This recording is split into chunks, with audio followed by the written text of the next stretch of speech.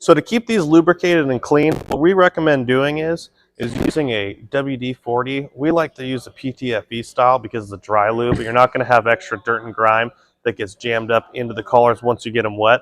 So simple as taking it and spraying it on the inside of that collar a little bit, and then cycling the collar, which is going to help free up that extra dirt and grime, and then you're good to go. Once you've done that to all of your collars, we like recommending using a cap cover that we provide right here.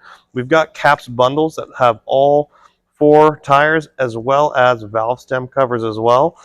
Simple as taking them, you put it over the air chuck itself,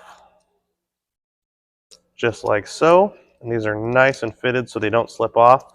Push your air chuck in the forward position and then take your cap cover and put it over, and just like that you're good to go. Put that on all 4 tires and you're ready to rock, as well as using these for your valve stems on your vehicle. They don't have any thread, so they just push on and off. They're super easy. Keep dirt and grime out of the valve covers and you're good to go.